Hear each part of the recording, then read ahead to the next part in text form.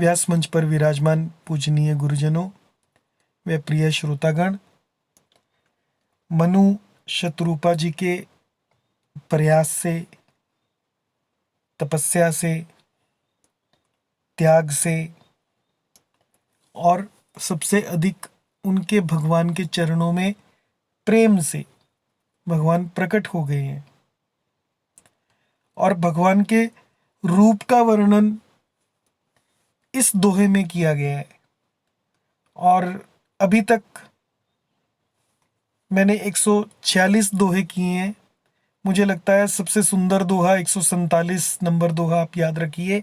इसे आप बार बार सुनिए, पढ़िए और इसको पढ़कर आप भगवान के रूप का अपने मन में दर्शन कीजिए। सरद मयंक बदन छवि सीवा, चारु कपोल चिबुक दर ग्रीवा, अधुर अरुण रद सुंदर नासा, बिदुकर निकर बिनिंदिक हासा, नव अंबुज अंबक छबिनी की, चितवनी ललित भावती जी की, भ्रिकुटी मनोज चाप छबिहारी, तिलक ललाट पटल दुतिकारी, कुंडल मकर मुकुट सिर भ्राजा, कुटिल केस जनु मधुप समाजा, उर श्रीवत्स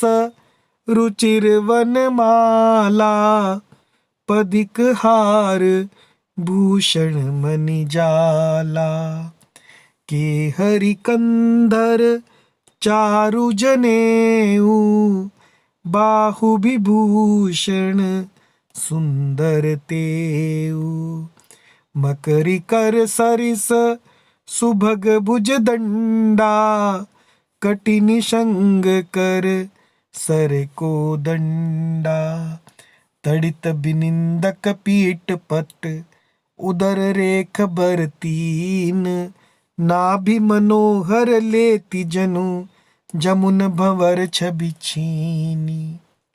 राम जी के स्वरूप का वर्णन हो रहा है और पहली बार हो रहा है और आनंद से भर जाएंगे आप सुनकर, कल्पना करके, क्योंकि ये रूप आपके हृदय में भी है।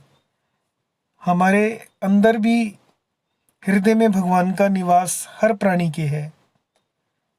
और यदि आप थोड़ा सा ध्यान दें, साधना करें तो अपने हृदय में उनकी कल्पना कर सकते हैं। शरद मयंक, मयंक यानी चंद्रमा, शरद मास के पूर्णिमा के चंद्रमा के समान छवि की सीमा स्वरूप था उनका मुख। बदन यानी मुख, छवि की सीमा है। शरद का चंद्रमा बहुत ही सुंदर होता है पूर्णिमा का, और उससे उपमा दी जा रही है भगवान के मुख की। चारु कपोल चिबुक दर ग्रीवा, गाल और ठोड़ी बहुत सुंदर है। गला शंख के समान त्रिरेखा युक्त चढ़ाव और उतार वाला है। ये भगवान का गला है। अधर यानी होंठ, अरुण यानी लाल, रद सुंदर नासा, रद यानी दांत और सुंदर नाक है। बिधुकर निकर, बिधु यानी चंद्रमा, कर यानी किरणावली, चंद्रमा की किरणावली, निकर बिनिंदिक हासा, और उनकी हंसी, उनकी जो मुस्कान है वो चंद्रमा की किरणों को नीचा दिखाने वाली है। नव अंबुज अंबक छबिनी की, नेत्रों की छवि नए खिले हुए। नव अंबुज, अंबुज यानी कमल, कमल के समान बड़ी सुंदर थी। निकी यानी सुंदर, उनकी जो छवि है बहुत ही सुंदर है। चितवनी ललित भावती जी की, मनोहर चितवन जी को बहुत ही प्यारी लगती थी, ऐसा उनका रूप है। भ्रिकुटी, टेढ़ी भौहें। मनोज चाप, मनोज यानी कामदेव, चाप यानी धनुष। कामदेव के धनुष की शोभा को हरने वाली उनकी भ्रिकुटी है। तिलक ललाट पटल दुतिकारी, और ललाट पटल पर प्रकाशमय तिलक भगवान के है। कुंडल मकर, कानों में मकर की आकृति वाले। मकर का अर्थ मगरमच्छ से भी लिया जाता है, मछली से भी लिया जाता है। मछली के आकार के, और मुकुट सिर भ्राजा, और सिर पर मुकुट सुशोभित हो रहा है। कुटिल केस यानी टेढ़े घुंघराले, कुटिल शब्द की इस्तेमाल किया गया घुंघराले काले बालों के लिए, और जो ऐसे सघन हैं मानो भंवरों के झुंड हो। जनु मधुप, मधुप यानी मधु को पीने वाला, यानी भौरे, भौरों के झुंड के समान उनके बाल हैं। उर श्रीवत्स, हृदय पर श्रीवत्स का चिन्ह। रुचिर वनमाला, और सुंदर वनमाला पहनी हुई है। पदिक हार, रत्न जड़ित हार। भूषण मणिजाला, और मणियों के आभूषण सुशोभित हैं।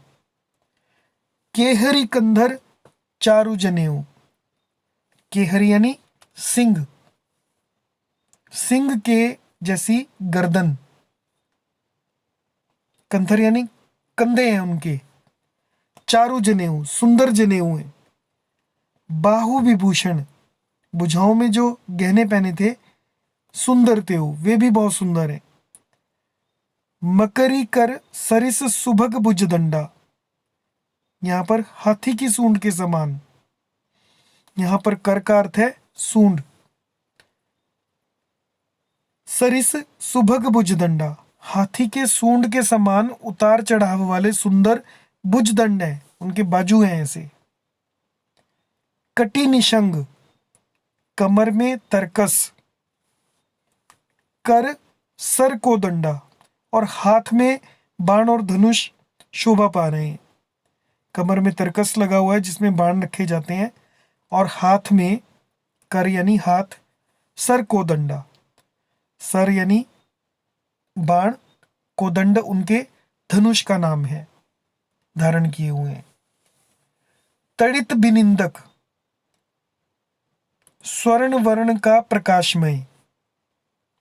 पीतांबर, जो उन्होंने पहना हुआ है। पीत पट, पीत पट पीला वस्त्र। उदर रेख बर तीन, बिजली को भी लजाने वाला है।